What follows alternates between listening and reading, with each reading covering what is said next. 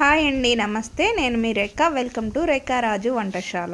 ఈరోజు మన రెసిపీ వచ్చేసి ఫ్రాన్స్ కర్రీ అండి. రొయ్యల కూర గ్రేవీగా ఈ విధంగా ట్రై చేసి చూడండి. రైస్, రోటీ, చపాతీ, పుల్కా, బిర్యానీ ఎందులోకైనా చాలా బాగుంటుంది. ఇలా చేశారంటే అస్సలు వదలరన్నమాట. ఎవరైనా సరే చాలా ఇష్టంగా తింటారు. ఒకసారి ట్రై చేసి చూడండి. ముందుగా కావలసినవి 1 కిలో రొయ్యలను తీసుకుని ఇలా ఉప్పు, పసుపు వేసి ఈ విధంగా కొంచెం వాటర్ అంతా ఉడికేటట్టుగా ఉడికించి పక్కన పెట్టుకోండి.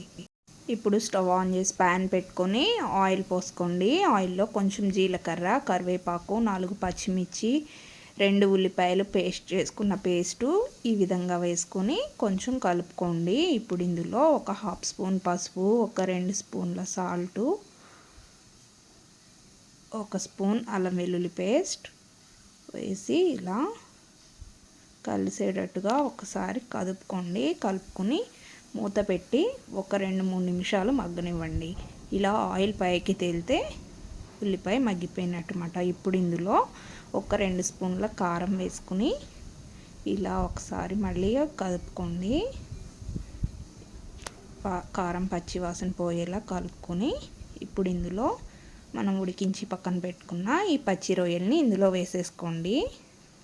వేసుకుని ఒక్కసారి ఇలా ఈ మసాలా అంతా ముక్కలకు పట్టేటట్టుగా ఒకసారి కలుపుకోండి. కలుపుకున్న తర్వాత గరం మసాలా పౌడర్ 1.5 స్పూన్ గరం మసాలా పొడి వేసుకుని ఇలా మళ్ళీ ఒకసారి కలుపుకొని 1/2 లీటర్ వరకు వాటర్ పోసుకోండి. ఇలా వాటర్ పోసేసుకుని మళ్ళీ ఒకసారి కలుపుకోండి. ఇలా మొత్తం కలుపుకొని మూత పెట్టి కూరని ఉడకనివ్వండి.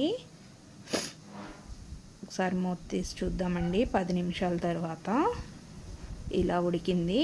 ఇంకొంచెం వాటర్ కన్సిస్టెన్సీ ఉంది. ఇంకొకసారి ఉడికితే సరిపోతుంది. బాగా పలుచగా ఉన్న కూర బాగోదు కాబట్టి మళ్ళీ ఒక్కసారి మూత పెట్టి ఇంకొక 2 నిమిషాలు ఉడకనివ్వండి. ఇలా దగ్గరికి వస్తే సరిపోతుంది.